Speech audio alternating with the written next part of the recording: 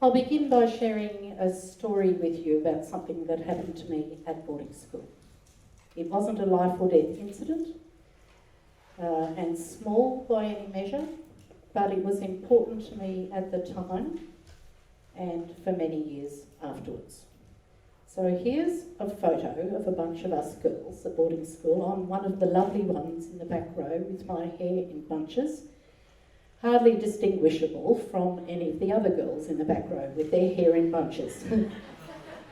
But amongst those girls in that photo is one particular girl who was a queen bee and who had enormous influence and had a following.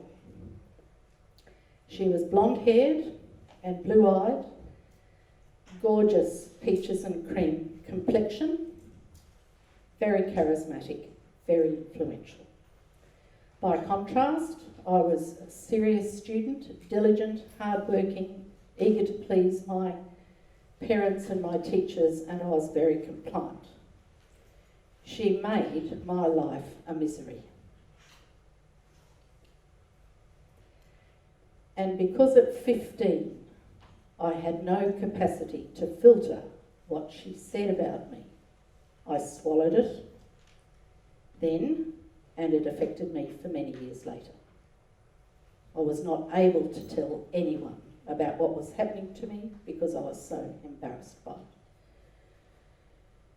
So when I look at you sitting there, I know that every single one of you has been affected by something someone's done to you.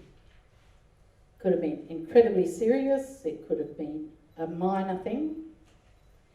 And I also know that amongst you, as well as being harmed by someone else, it is likely, despite our best intentions, that you have also been responsible for harming someone else. So when that happens and we disconnect from each other, that is an awful place to be in. We're wired, actually, as social animals to live in good and right relationship with each other. And when that doesn't happen and we become disconnected, it's going to have a powerful influence about the way we think about ourselves and the way we behave towards others. What I would like to say at this point is that our emotional survival in relationship with others is as important to our well-being as a roof over our heads and food on the table. Now, my view of what happened to me at school many, many years later, and it was a long time ago, has been very much informed by my 2 and a bit decades immersion in restorative justice.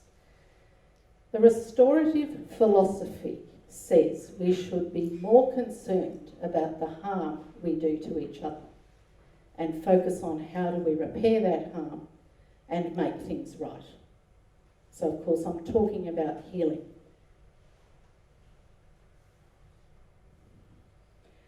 And if we're going to talk about harm, then we need to understand what I mean about that. Now, harm can come in many, many flavours. So you could be physically harmed in an assault or a fight of some sort. You can suffer from property damage, so your stuff can get stolen, your house can be broken into, your car can be stolen, something precious to you could be broken. You can suffer reputational harm when people start to form views about what you've done and make assumptions about you and your character, and they spread rumour and gossip. But that kind of harm, no matter what sort or what the source of the harm is accompanied by the emotional fallout. And that's the bit we don't take enough notice of. And by emotional fallout, I'm talking about our fear and our distress and our anger and our shame and humiliation. And it doesn't matter which end of the continuum you're on, whether you're the person who did it or the person who had it done to them, that harm can be profound. And if it's not exorcised or metabolised in some way, it has the capacity to alter the trajectory of your lives. So in a restorative process, what tends to happen is that the people who are linked by an incident of some sort, whether we're talking about a crime or some inappropriate behaviour in the workplace, or we're talking about something that happened at school, or we're talking about conflict in the family or out in the wider community. In a restorative process, those people who are in the problem are invited to participate in the problem solving. And what happens during that process, of course, is that individuals are invited to tell their stories about what happened.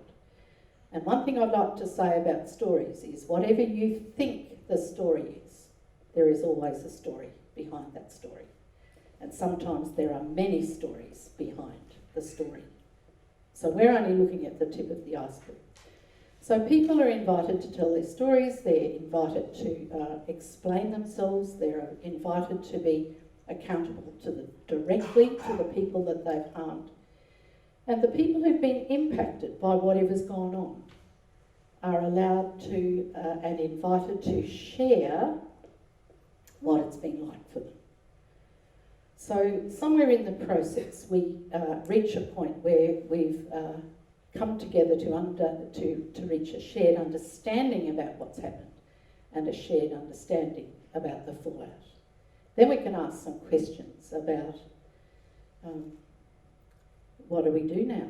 How do we heal these harms? How do we make things right? What does the future look like so that people can truly heal? But there are some conditions around this process. First of all, it has to be very carefully prepared and very carefully facilitated. But on top of that, there are three big conditions that I want to talk about. And the first is that the people who are in the problem need to be willing to go into that space of dialogue and to talk things through. And I believe that takes enormous courage.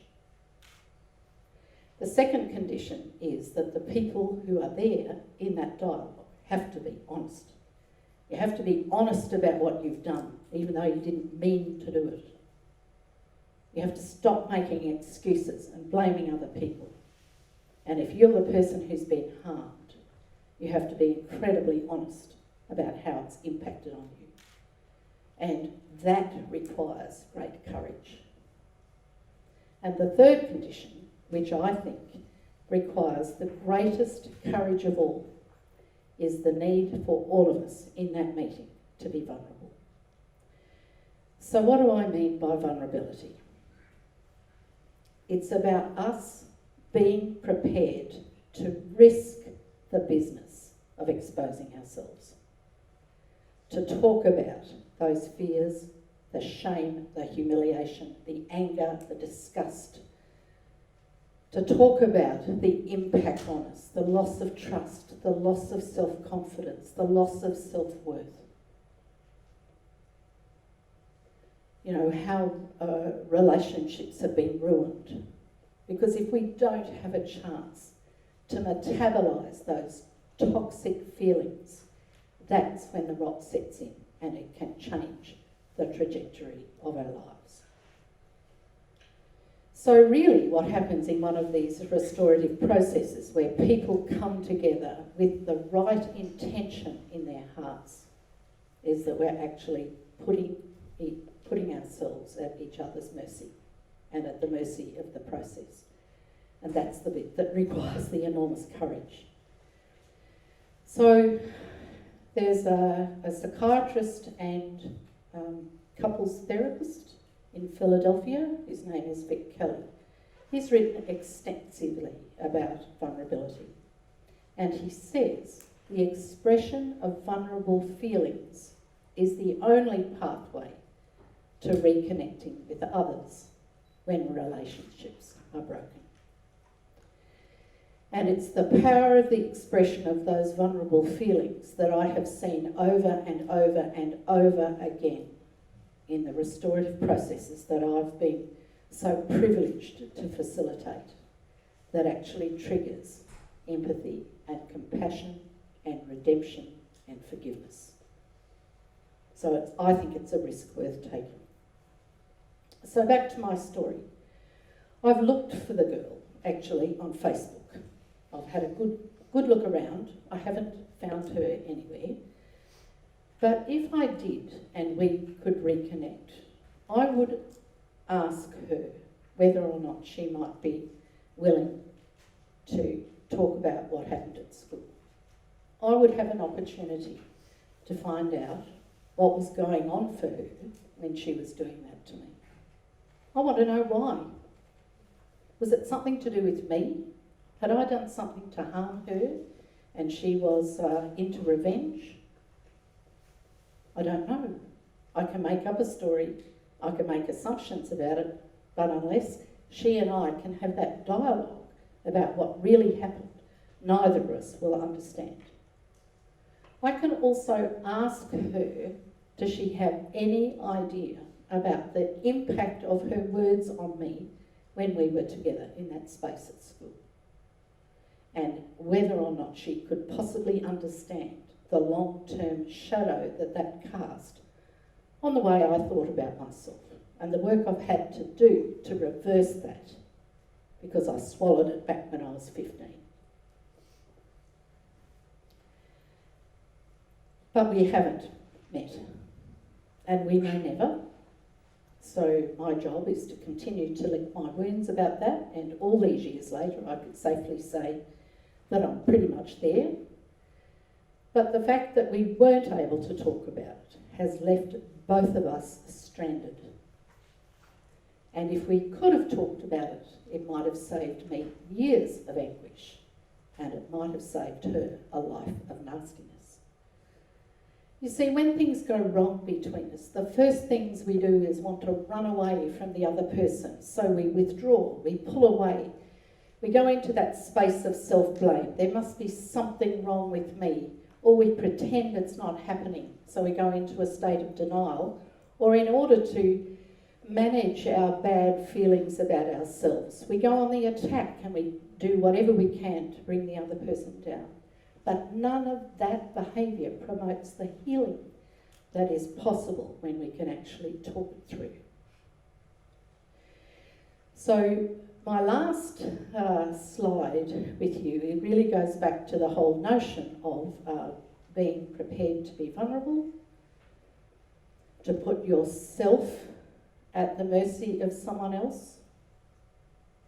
And if they're doing the same thing, what we can understand there, that the healing of one is in the hands of the other, no matter whether we were responsible for it or harmed by it. So my challenge for you today is to leave you with this thought. Are there disconnections in your life that you have some regrets about? Things that you've done to others that have caused them harm, that you haven't addressed or been accountable for?